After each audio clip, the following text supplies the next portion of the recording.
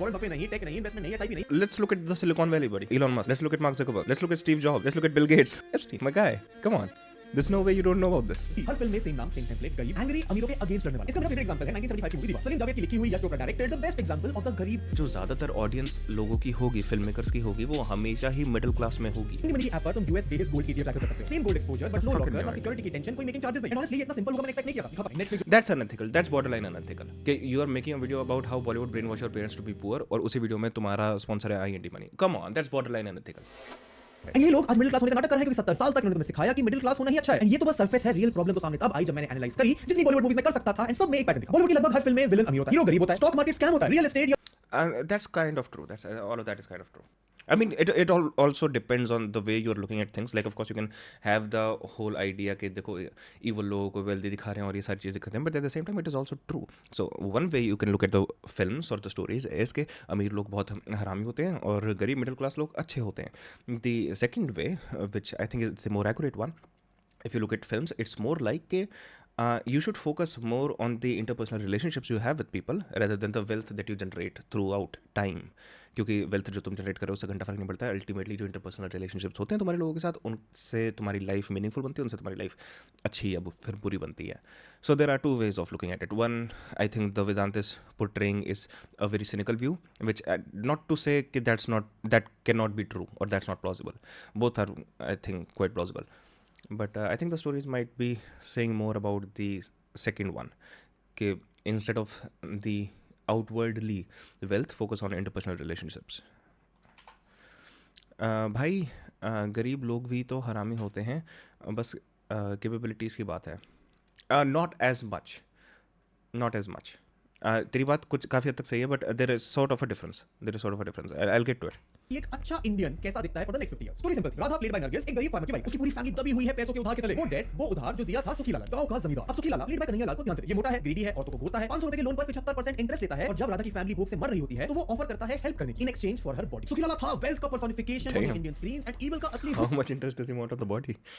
जमींदार सेठ पैसों वाला आदमी. वो खुद कुछ बिल्ड नहीं करता, कुछ बनाता नहीं, बस लेता है, मैनिपुलेट करता है और एक्सप्लॉइट करता है. और ये टेम्पलेट तुम्हें अगले 50-70 साल तक बॉलीवुड की लगभग हर मूवी में अलग-अलग रूप में दिखेगा. हर डेकेड, हर जॉनर में दिखाता हूं. 1970s में सुखी लाला इवॉल्व होता है जमींदार से एक स्मगलर के रूप में. जंजीर में Teja played by Ajit Khan, white suit, black. और वैसे भी जो ज़्यादातर लोग होते हैं who are more interested in creative arts या फिर liberal arts, like it sounds like most people who are interested in arts are liberals. Conservatives नहीं होते. तो most liberals would go more into the socialistic or communistic sides in their mind, right? तो that also makes sense कि ये ऐसी story ज़्यादा क्यों बनेंगी. यार इसने मेरी वीडियो चुरा ली. But no, I don't think that's I'm interested कि ये आगे जाके दूसरा पर्सपेक्टिव देता है या नहीं देता, because I think that is the more important issue. भाई मध्य प्रदेश में गरीब लोग 20 साल में 3 बार गवर्नमेंट रोड उठा के ले गए, नहीं बना पा रहे 20 साल से इस वजह से.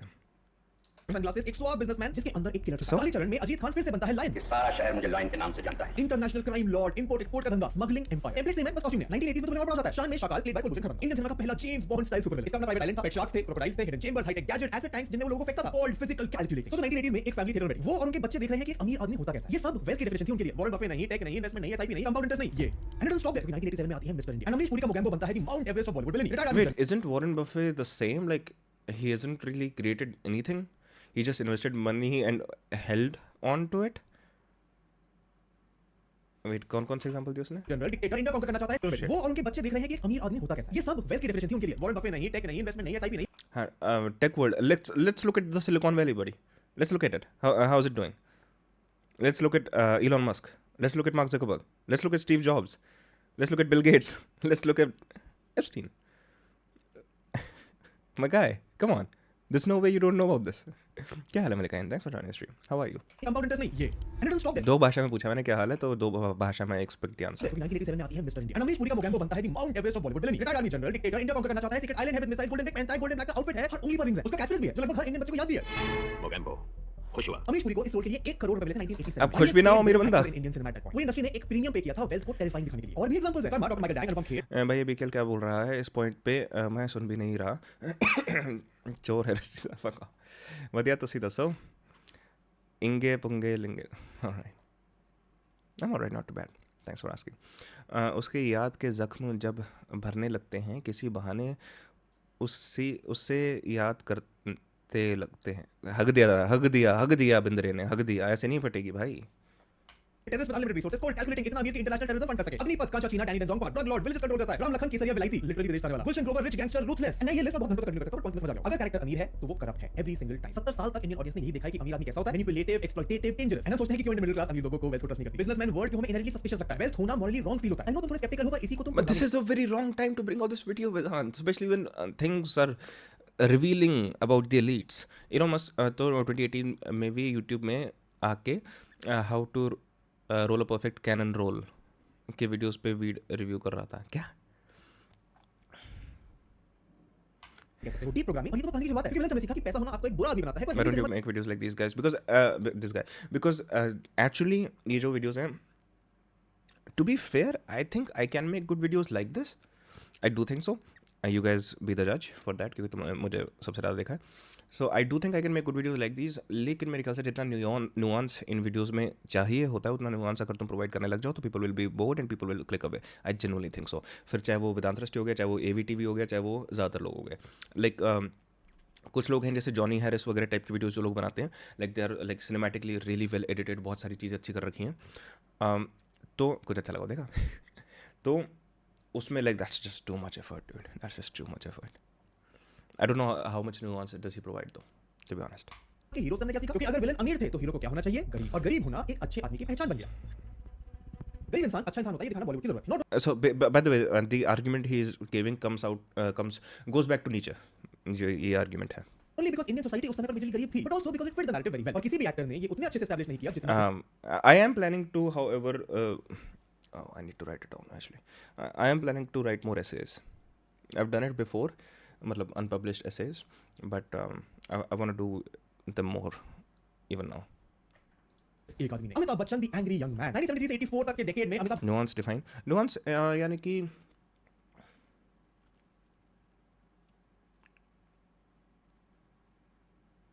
the nitty-gritties, the grey areas, कि not like black and white तरीके से चीज़ों को ना देखना.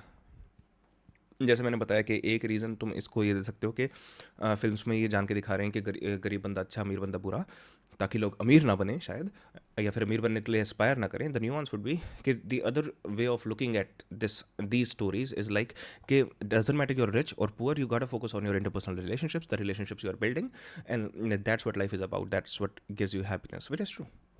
तो if you bring out the whole argument पूरा, अगर तुमने how Bollywood brain wash your parents नाम से अगर तुम टाइटल रखते हो, उसके बाद तुम ये पूरी वीडियो बनाते हो कि जैसे बॉलीवुड अमीरों को बुरा और गरीबों को अच्छा दिखाना चाहता है ताकि लोग गरीब रहें, I guess that's the argument. और उसके बाद अगर तुम ये जाके बोलते हो कि actually if you look at the stories the kind of make sense because they are talking about interpersonal relationships more than the अमीरी एंड गरीबी, मतलब the subtext is all about interpersonal relationships, then it breaks your entire argument. तो it's like कि पूरी तुमने 30 minute की video पूरी तुमने 25 मिनट एक बात करी और अगले 5 minute you are like all of that might be a lie. That's what nuance is, but people hate that. अरे यंग वरुण प्रताप ठाकुर बच्चन ने कैरेक्टर टाइप क्रिएट किया जो इंडियन सिनेमा का डीएनए बन गया, और उस कैरेक्टर का नाम था विजय. जंजीर, दीवार, त्रिशूल, शक्ति, हर फिल्म में सेम नाम सेम टेम्पलेट, गरीब, एंग्री, अमीरों के अगेंस्ट लड़ने वाला. इसका मेरा फेवरेट एग्जांपल है 1975 की मूवी दीवार. सलीम जावेद की लिखी हुई, Yash Chopra directed, the best example of the. by the way also the third perspective would be कि most of the audience is not rich, most of the audience by definition would be middle class or lower middle class, और उन लोगों को ऐसे characters चाहिए जो उनसे relate करें, तो उनकी ज़्यादातर इश्यूज यही आते हैं. तो अगर तुम गरीब का दुश्मन गरीब दिखाओगे तो they will not be able to collectively relate as well. लेकिन अगर तुम गरीब का दुश्मन अमीर दिखाते हो and all the most of your audience 90% of your audience are poor, तो दिल बी ऑन बोर्ड कि हाँ अमीर तो बहन के टकले होते ही ऐसे. So like there are at least 3 ways of looking at it जो कि मैं ऑलरेडी बता चुका हूँ.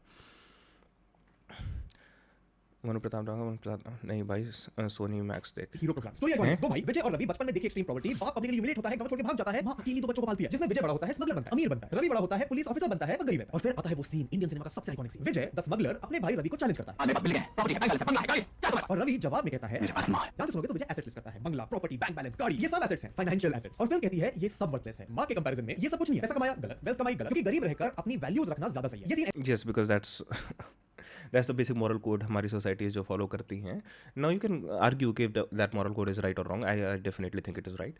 The idea is very simple कि भाई तुम्हारी लाइफ के interpersonal relationships make you a happier person rather than कि मेरे पास ये वाली गाड़ी है या फिर मेरे पास वो वाला घर है. That is definitely true. I don't think any one would argue कि इंटरपर्सनल रिलेशनशिप से ज़्यादा तुम्हारी वेल्थ या फिर जो चीज़ें तुम्हारे पास हैं वो ज़्यादा मैटर करती हैं. इनफैक्ट सबसे ज़्यादा स्टूपिड चीज़ जो मैंने सुनी है ज़िंदगी में, one of the most stupidest things is like if I am gonna cry anyways it's better to cry in a Lamborghini. Oh my god, I feel sad for anyone who says that, and I feel so much worse for anyone who actually believes that. Crying in a Lamborghini is so much worse than crying in a झोपड़ी. भाई अगर मैं झोपड़ी पे रो रहा हूँ ना, अगर मेरे पास खाने के पैसे नहीं है, मैं उस वजह से रो रहा हूँ, I have a clear reason कि मैं क्यों रो रहा हूँ. अगर मैं Lamborghini में रो रहा हूँ, I have everything, all the girls women I could want, and I'm still not happy. That creates the feedback loop on my suffering. Okay, I'm suffering because I'm suffering then. Again, there are deeper conversations about this to be had, but that's a different thing. Bindre पढ़ ले, अभी पढ़ता हूँ. क्या बोला बिंद्रे ने?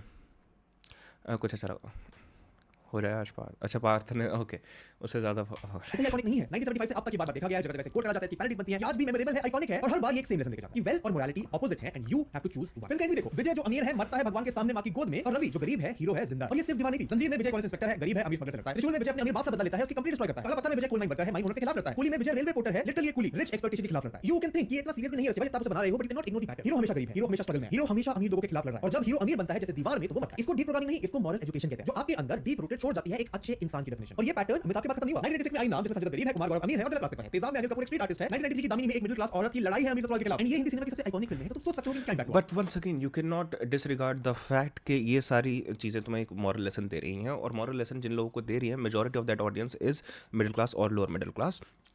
And the moral lesson is fundamentally good, that you should value interpersonal relationships more than the things that you have. I mean, I'm really not impressed. But I'm not impressed by your performance.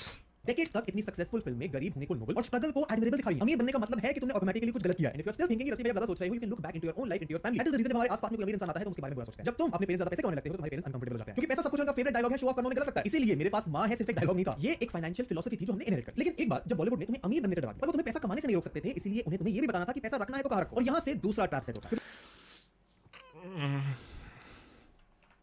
एक चीज़ जो बहुत ज़्यादा important है, which you need to understand if you want to understand what I am trying to say, is this is a bell curve.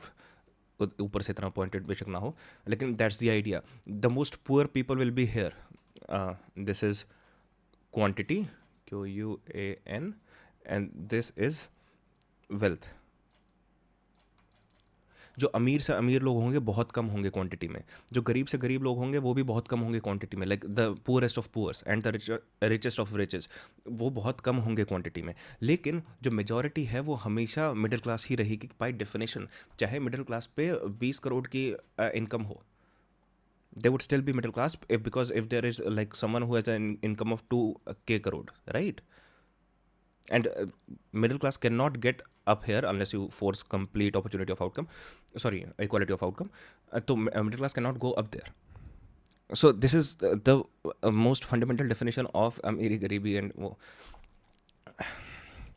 anyway, so इसलिए it doesn't matter वो जो अमीरी और गरीबी वाली बात हो रही है. जो ज़्यादातर the point I am trying to make is कि जो ज़्यादातर ऑडियंस लोगों की होगी, फिल्म मेकर्स की होगी, वो हमेशा ही मिडिल क्लास में होगी. ज़्यादातर ऑडियंस हमेशा ही मिडिल क्लास में होगी. So they have to make middle class, even lower middle class things fight with this, क्योंकि ये जो है ये माइनॉरिटी ऑडियंस है. Like nobody in this audience is watching all these films, right? Like these people are watching the films. So of course they want to battle these people because they can't relate to these people. क्योंकि बॉलीवुड के हिसाब से wealth जैसी भी वो दिखती थी बस गोल्ड में, प्रॉपर्टी में, गाड़ियों में, चीजें जो दिख सकती हैं जिन्हें तुम छू सकते हो, और किसी भी और तरीके की वेल्थ वो बॉलीवुड में एग्जिस्ट नहीं करती. एंड यहां से सेट होता है तुम्हारा एक फिजिकल केज. अभी तक हमने मूवीज और कैरेक्टर्स की बात करी है जो तुम्हारे टाइम से शायद बहुत पुरानी, तो शायद तुम मेरी बात पर भरोसा ना कर रहे हो कि वो हमारे माइंडसेट को शेप कर भी सकती है. So let me take you on a little revelation. Indian They definitely can shape the mindset, लेकिन जो उसके साथ का जो पूरा आर्गुमेंट दे रहे हैं मेरे भाई, that is the issue. लगभग 25,000 ton of gold. This is more than the top 10 banks of the world का combined gold reserve. America, Germany, Italy, France सब मिला के हम सबसे ज्यादा गोल्ड रखते हैं। इंडियन हाउसहोल्ड्स में वेल्थ का 77% एक सिंगल एसेट क्लास में है, रियल एस्टेट। पूरी दुनिया में सबसे ज्यादा कंसंट्रेशन, किसी भी डेवलप्ड देश से भी ज्यादा। अब इसके कॉन्ट्रास्ट में इंडियन हाउसहोल्ड में स्टॉक मार्केट का पार्टिसिपेशन है अंडर 5%। अमेरिका में ये 55% है, चाइना में 13%, हम लिटरली बॉटम में। मॉर्गन स्टैनली की रिपोर्ट के मुताबिक इंडियन के पास स्टॉक से 3 गुना ज्यादा पैसा गोल्ड में पड़ा है, 3 गुना। तो नेचुरली ये सवाल वैलिड है कि ऐसा है क्यों? दुनिया की 5th लार्जेस्ट इकोनॉमी है, आईटी कैपिटल है, हमारे पास यूनिकॉर्न स्टार्टअप्स है, फिर भी गोल्ड, प्रॉपर्टी, एफडी में इतना पैसा, स्टॉक्स, बिजनेसेस, ग्रोथ एसेट्स में क्यों नहीं? क्योंकि हमारा परसेप्शन ऑफ असली वेल्थ दिखती कैसी है वो थोड़ा टेढ़ा मेढ़ा। इसके लिए भी मुझे ज्यादा दूर जाने की जरूरत नहीं है। मेरे तुम्हारे हम सबके घरों में शादियां होती हैं, हम चाहते हैं कि किसी ना किसी तरह हमारे घर की शादियां भी बॉलीवुड की शादी जैसी दिखे। और अमीर इंसान की पहचान हमारे लिए है सोना, सोना और सिर्फ सोना। एक अमीर इंसान की, एक अमीर कैरेक्टर की वेल्थ की पहचान होती है उसका घर। हम लिटरली अमीर लोगों को बड़े घर के लोग बोलते हैं। और गाड़ियां, विलन की पहचान है इंपोर्टेड कार, किसी हीरो की जर्नी साइकिल से कार तक होती है। आई होप अब तुम अग्री करोगे। वेल्थ हमारी सोसाइटी के लिए फिजिकल, गोल्ड जो देख सकता है उसे पहन सकते हो, प्रॉपर्टी जिसको दिखा सकते हो उसमें रह सकते हो, महंगी गाड़ी जिसको चला सकते हो, ये सब फिजिकल है, टैंजिबल है, इसका दिखावा हो सकता है। याद करो तुम्हें लास्ट किसी मूवी ने कब दिखाया हो कि कोई कैरेक्टर अपना पोर्टफोलियो चेक कर रहा है। म्यूचुअल फंड्स की But there is like much less chances of gold being a bubble rather than stocks being a bubble. Most of the stocks जो होते हैं, especially आजकल AI की वजह से, is a bubble anyways. तो एक चीज़ ये है, दूसरी चीज़ ये है, जनरेशनल नॉलेज जाती है गोल्ड के बारे में. So gold is a very tangible thing जो बहुत टाइम से रहा है सबके पास. Gold was the international currency और ये सारी चीज़ें. So there's a generational knowledge about gold, and it is much more real of a thing rather than stocks. So statements पढ़ रहा है, क्योंकि बॉलीवुड में पेपर एसेट्स एग्जिस्ट नहीं करते, इनविजिबल है, म्यूचुअल फंड्स बोरिंग है, बॉन्ड्स का पता भी नहीं क्या होता है। एंड सिर्फ एक रूप में स्टॉक मार्केट दिखता है बॉलीवुड में, जब वो स्कैम है। just don't tell me this video is fucking sponsored by IND Money, क्योंकि आजकल मैं तेरी सारी वीडियोस देख रहा हूँ जो IND Money से स्पॉन्सर्ड है. It infuriates me. इसके बहुत एग्जांपल है। द इनक्रेडिबली पॉपुलर स्कैम 1992, 2018 की बाजार, 2021 की the big bull of lies about stock market manipulation, scam 2003, the तेल की स्कैम, मोर फ्रॉड। कितनी फिल्म्स हैं जहां स्टॉक मार्केट को पॉजिटिव लाइट दिखाया गया? जीरो, मुझे तो नहीं मिली। स्टॉक मार्केट का 100% स्कैम रेट है बॉलीवुड में। मार्केट जो दिखाते भी हैं, शोर है, केओस है, चिल्लाना है, लॉटरी जैसा, सट्टे जैसा, गैम्बलिंग जैसा। हर्षद मेहता वाली सीरीज का भी बहुत पॉपुलर डायलॉग भी था, रिस्क है तो रिस्क यानी रिस्क है, डेंजर है, अवॉइड करो। ये सब हम देखते हैं, एब्जॉर्ब करते हैं, बिलीव करते हैं और फिर सीख जाते हैं कि share market, stocks, mutual fund में पैसा नहीं लगाना, वो गैम्बलिंग है, सब धोखा। प्रॉपर्टी लो, गोल्ड लो, एफडी करो, सेफ रहो। बट एक बार रियलिटी देखते हैं। 1996 से 2026 तक 30 साल के डेटा में गोल्ड का रेट था 5160 रुपीस पर 10 ग्राम। 2026 में अप्रोक्सीमेटली 1.5 लाख के अराउंड, रफली 35 टाइम्स रेट। कंपेयर करते हैं अमेरिका के S&P इंडेक्स, 1996 में 620 था, 2026 में 7000 के अराउंड। प्लस अगर तुम रुपीस वर्सेस डॉलर का डेप्रिसिएशन अकाउंट करो जो 1990s में 35 It's going in the IND money. हो गया है, तो combined return for an Indian investor would be around 30 times. तो सवाल ये नहीं है कि गोल्ड बुरा है, सवाल ये है कि सिर्फ गोल्ड क्यों? 25,000 टन एक ही एसेट में पड़ा है? क्यों डाइवर्सिफिकेशन का कांसेप्ट एग्जिस्ट नहीं करता हमारे घरों में? जो गोल्ड बॉलीवुड में लेने को मोटिवेट करता है, जो हमारे घर वाले हर सीजन लेने की कोशिश करते हैं, शादियों में दान करते हैं, ये गोल्ड लॉकर्स में, अलमारियों में, बैंक वॉल्ट्स में कुछ कमा नहीं रहा है, बस पड़ा है। मेकिंग चार्जेस गए, इंश्योरेंस गया, स्टोरेज चार्जेस गए। एंड सबसे बड़ी प्रॉब्लम कि कोई अल्टरनेटिव एक्सेस ही नहीं था जो अब है। जैसे आज अगर तुम्हें गोल्ड पसंद है, लेजिटिमेटली पसंद है, तो भी फिजिकल गोल्ड खरीदने की जरूरत नहीं है। IND मनी की ऐप पर तुम US based gold ETF access कर सकते हो। Same gold exposure but no locker, ना सिक्योरिटी की टेंशन, कोई मेकिंग चार्जेस नहीं। एंड ऑनेस्टली ये इतना सिंपल होगा मैंने एक्सपेक्ट नहीं किया था। दिखाता मैंने पर्सनली IND मनी यूज करना शुरू किया था कुछ टाइम पहले। तो philosophy I started with was simple. अगर मैं कुछ चीजें यूज कर रहा हूं, जैसे मेरा iPhone for recording, Netflix, That's unethical. That's borderline unethical. That's borderline unethical. कि you are making a video about how Bollywood brainwash your parents to be poor और उसी वीडियो में तुम्हारा स्पॉन्सर है IND Money. Come on, that's borderline unethical. I'm sorry, is it not? Borderline, I'm saying. It has to be. Especially when you're not an expert in the field of economics. Economics. Right? I think it is. Specially अगर तुम्हारा channel इस चीज़ को लेके है, you talk about stories और ये सारे, that's unethical, borderline unethical.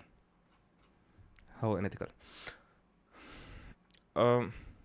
अब अच्छी होती है बात है, स्टॉक मार्केट कोई ऐसी चीज़ नहीं है जो तुम सीख जाओगे पूरी तरह. 60% इंट्यूशन और रिसर्च है, 50% अलग है, बाकी 25% लर्न थिंग है, पैटर्न फॉलो अप है.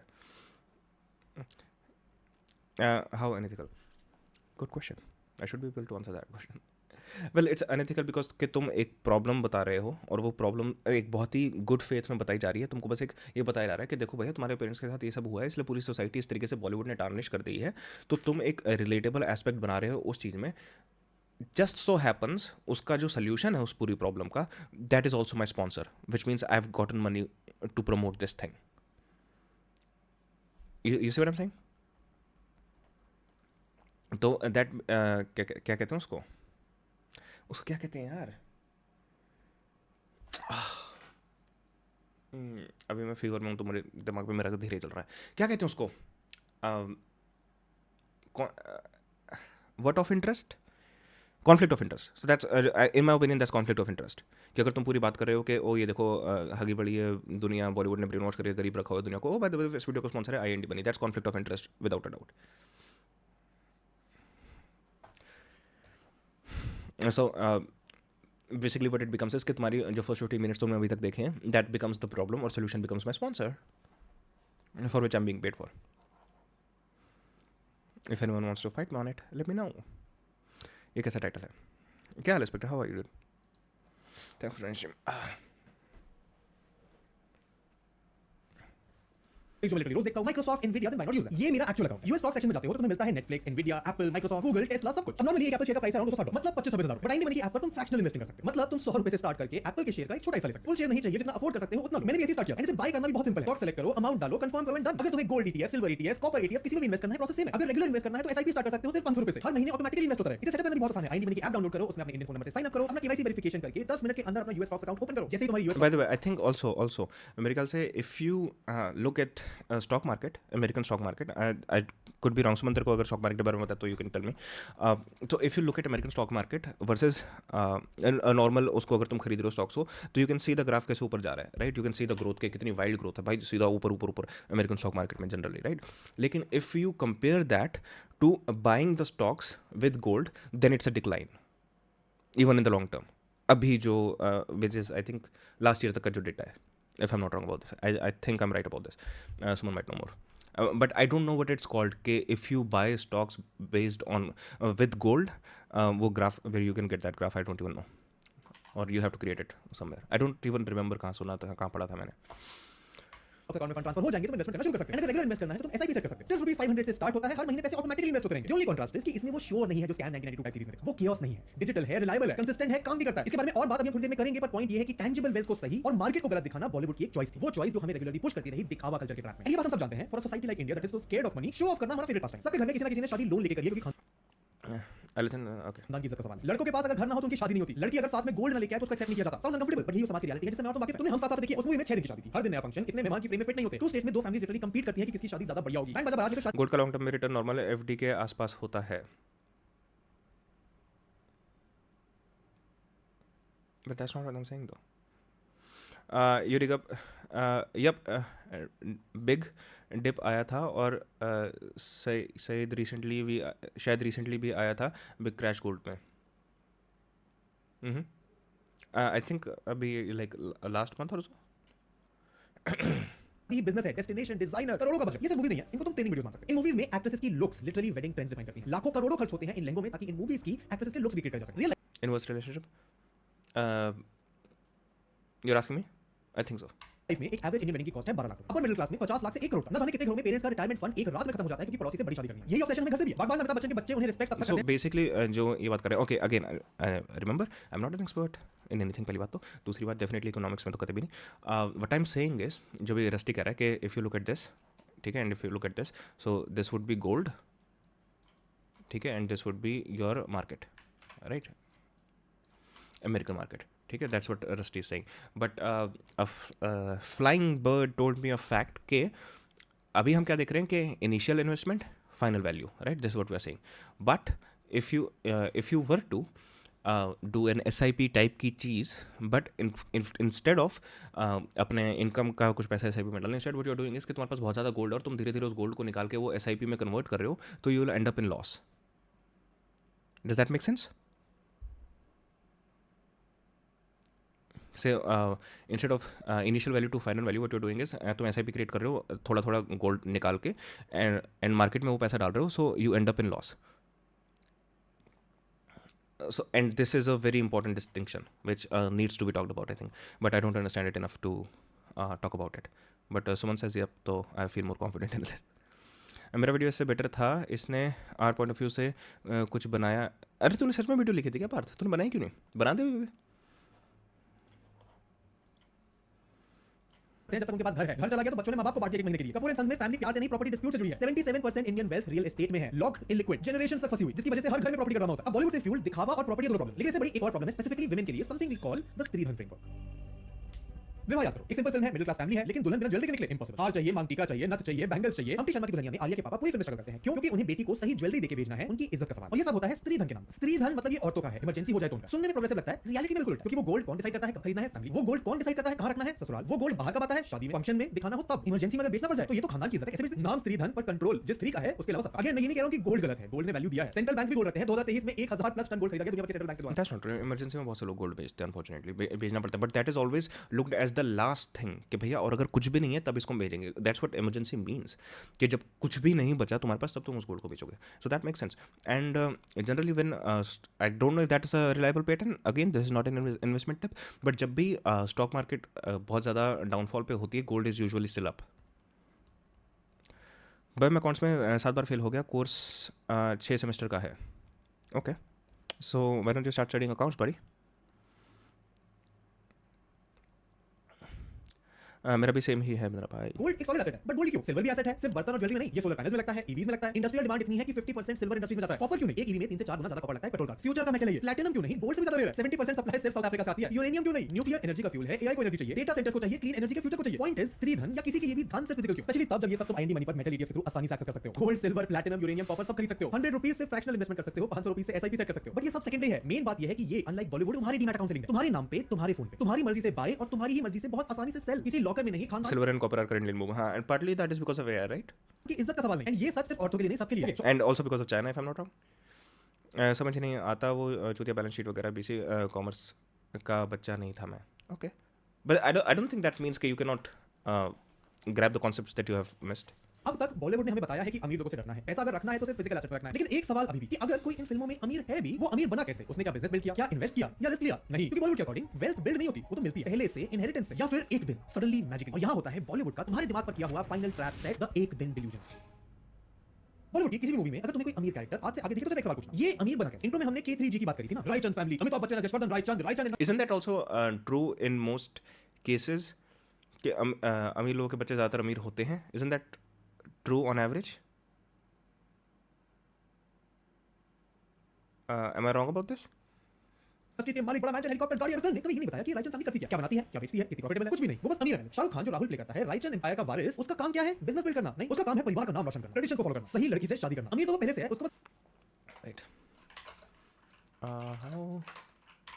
How many American billionaires have what would you say? What would you say? What do you say? Inheritance money. Let's see. Oh, it's not a lot. Approximately 27 to 33% of American billionaires inherited their wealth or received a significant head to start, while roughly 67 to 73% are considered self-made. While most US billionaires are not solely reliant on inheritance, inherited wealth is rising with 53 heirs receiving 150.8 billion in 2022. Acha, I would want to say here,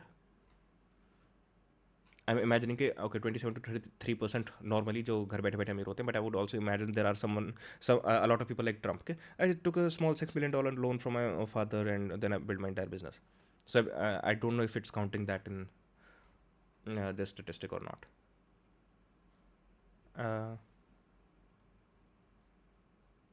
The Guardian. Record numbers are becoming billionaires through inheritance. Swiss Bank says bequests made 91 people billionaires, while overall number jumped from 2682 in 24 to 2919. The super rich are inheriting record levels of wealth as they pass down billions of dollars to their children, grandchildren, and spouses. Research by a Swiss bank favored by billionaires show globally there are almost 3,000 billionaires this year, up from 2,600 in 24. Of these 91 people this year became billionaires through inheritance, collectively receiving about $300 billion. Yeah. तो बस manage करना. Let me prove. So even if you don't call it a majority, a major chunk of billionaires are from inherited money. Spectre और price increase, हाँ मुझे ये SSD लेनी है. क्या बात कर रहे हो तुम? Are you guys talking about something completely different? this pattern even more कि बॉलीवुड के हिसाब से वेल्थ एग्जिस्ट करती है पहले से जादू. आई नो तुम थोड़े से स्केप्टिकल अभी भी हो कि रस्की भाई तुम ज्यादा डीप जा रहे हो बिना बात के, तो let me prove this pattern even more. Bollywood में वेल्थ हमेशा एग्जिस्ट करती है पहले से जादू से. किसी ने बनाई नहीं, इन्वेस्ट नहीं किया, रिस्क नहीं लिया, बस. और तुम्हारा the viewer in the real life का काम है या तो तुम भी वेल्थ इनहेरिट कर लो या अमीर इंसान के अगेंस्ट. थर्ड ऑप्शन कि खुद कुछ बनाओ, वो ऑप्शन नहीं. पैटर्न देखो, डीडीएलजे में अमरीश पुरी लंदन में एक सक्सेसफुल बिजनेसमैन है. बिजनेस क्या? किसी स्टोर की चेन, इंपोर्ट एक्सपोर्ट का काम नहीं पता, बस अमीर. मोहब्बत में अमिताभ बच्चन एक एलीट बोर्डिंग स्कूल चलाते हैं. स्कूल कैसे सक्सेसफुल बना, फीस क्या, एक्सपेंशन कैसे हुआ, कुछ नहीं, बस प्रेस्टीज से पहले. कल होना हो में जया बच्चन का रेस्टोरेंट चल रहा है न्यूयॉर्क में. यस स्ट्रगलिंग है, बट इनका स्ट्रगल भी न्यूयॉर्क में. टर्न अराउंड कैसे होगा पता नहीं, बस दिल से काम करो, ये बिजनेस एडवाइस. हम आपके है कौन में दो अमीर घरों में शादी होती है. वेल्थ कहां से आई? जनरेशनल. बिजनेस क्या है पता नहीं, अमीर कैसे हुए मत पूछ. मैं और 50 एग्जांपल दे सकता हूं. कभी अलविदा के नाम में फैशन मैगजीन एम्पायर है inherited. But that's not the point of these movies. दिल धड़कने दो में क्रूज शिप का बिजनेस है inherited. Student of the year में रिच बच्चे वेल्थ इनहेरिटेड. टू स्टेट्स में दोनों फैमिलीज वेल्थ ऑफ सोर्स उनका अनक्लियर. पैटर्न सेम है, ऐसा एग्जिस्ट करता है. वेल्थ कभी बनाई नहीं जाती. And for the people that are still saying that सोच रहे हो तुम हॉलीवुड से कंपेयर. अमीर इंसान की कहानी एक Not ज़्यादा सोच रहे हो. It's like that's not the point of these movies. The point of these movies is the cultural value. बड़े एम्पायर को कैसे चलाया जाता है, उसमें क्या प्रॉब्लम्स आती है, उसमें कैसे ड्रामा निकल जा सकता है, उसके लिए तुम सक्सेशन देख सकते हो. तुम सोशल नेटवर्क देख सकते हो जहां जकरबर्ग डॉर्म रूम से फेसबुक बनाता है. तुम परसूट ऑफ हैप्पीनेस देख सकते हो जहां The point of those movies is how these people have generated their wealth. Gardner homeless से स्टॉक ब्रोकर बनता है, तो स्टीव जॉब्स देख सकते हो जो I mean, I don't know. मैंने खैर देखी नहीं है कभी. Maybe Guru goes more into the business aspect. I don't know, but maybe.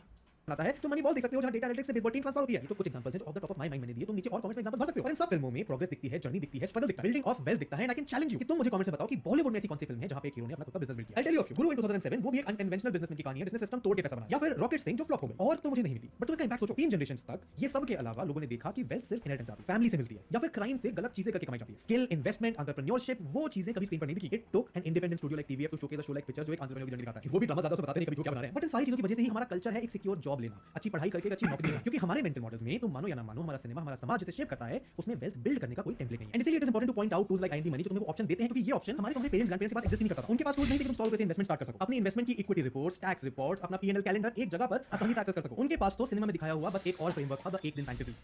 Let me prove you कि इंडिया में screen Alright, let me see the last point what he's making, and then I'm done with this video. पर wealth कैसे आती है, वो कैसे दिखाया जाता है. ऐसे स्टार्ट करो, लॉटरी लगती है, आप मेहनत कर रहे होते हो तो सडनली आपको कोई पैसे दे जाता है, कोई अमीर रिश्तेदार मर जाता है तो प्रॉपर्टी मिल जाती है एक दिन अचानक. मैजिक इसका भी एक एग्जांपल है Slumdog millionaire. I know British movie है पर इंडियन सोसाइटी पर बेस्ड. एंड मूवी का मैसेज क्या है कि एक दिन जो तुम्हारी डेस्टिनी में था वो तुम्हें मिलेगा, एक दिन आएगा और लाइफ बदल जाएगी. बॉलीवुड एग्जांपल्स भी हैं. दीवाना में शाहरुख खान सडनली अमीर फैमिली का बेटा निकलता है, कल होना हो में प्रॉपर्टी डिस्प्यूट रिजॉल्व होती है तो सब कुछ ठीक हो जाता है. जिंदगी में मिलेगी दोबारा में 3 दोस्त जो ऑलरेडी अमीर हैं, उनकी सारी प्रॉब्लम्स एक ट्रिप में सॉल्व हो जाती है. पता है क्या मिसिंग है? कोई भी एक ऐसी फिल्म, एक ऐसा डिपिक्शन जहां हीरो मेहनत करके काम करे, इसी अमीर That is such a reductive way of looking at all of these films.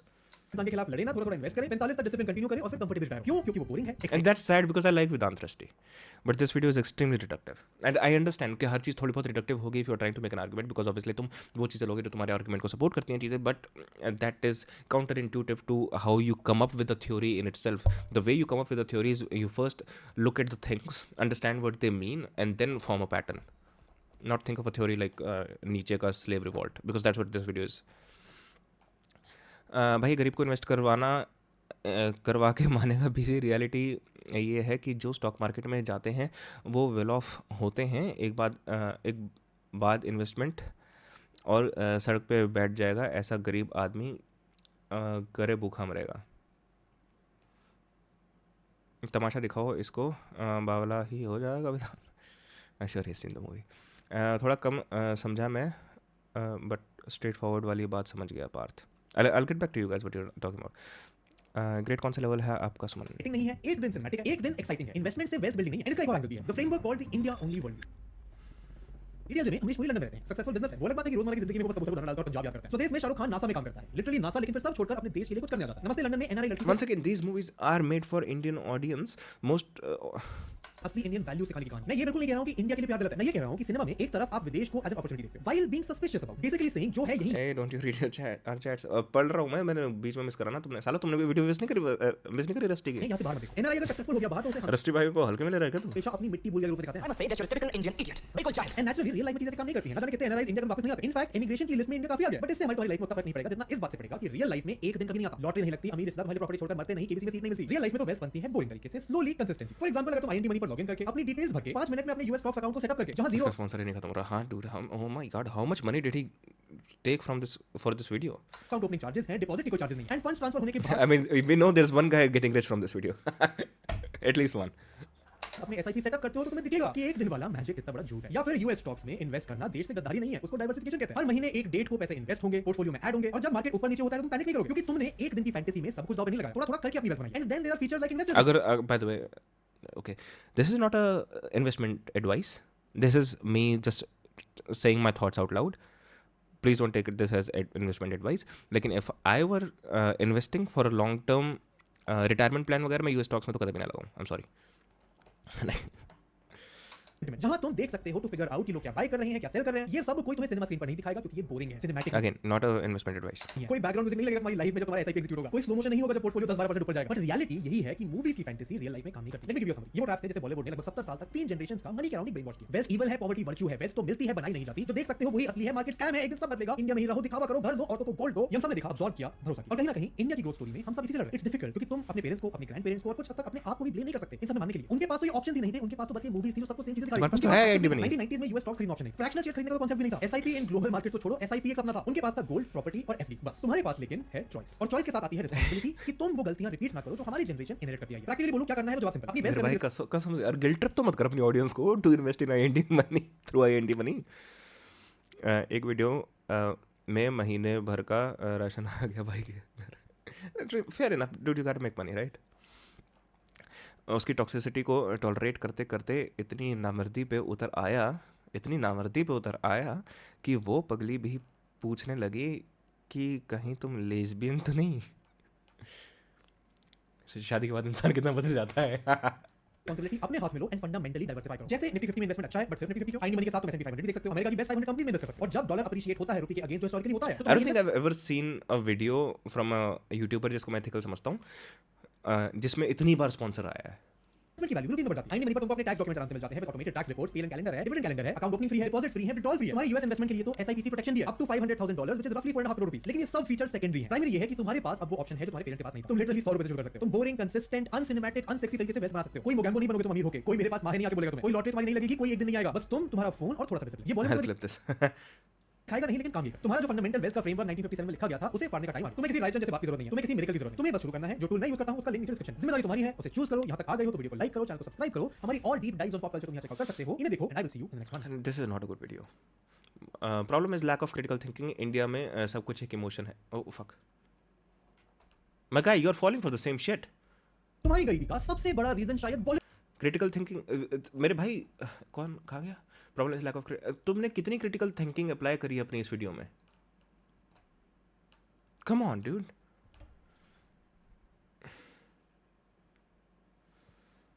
And sad part is that people never realized this way earlier, and you had to make a video about it. It's sad to see that majority of population in our country lack critical thinking. Oh my! एक तो लोगों का क्या ये self erection है critical thinking.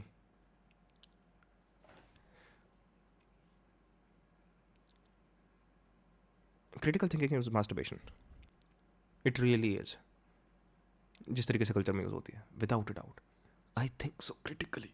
Oh my God, मेरा दिमाग क्या चलता है पैंच।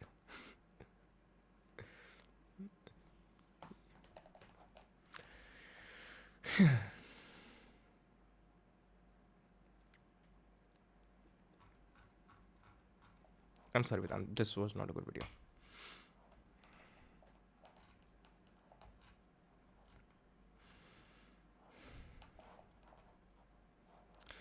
मुझे आई एन डी मनी के शेयर्स लेने हैं, इतना प्रमोशन कर आई एन डी मनी के शेयर्स लेने हैं, इतना प्रमोशन कर रहा है, तो लोगों का बने ना बने, ये कंपनी का जरूर बनेगा। बताना पड़ता है पहले लोगों को कि हम क्रिटिकली थिंक करेंगे इस टॉपिक पे, वरना माना नहीं जाता। ये कौन गिटार बजा रहा है?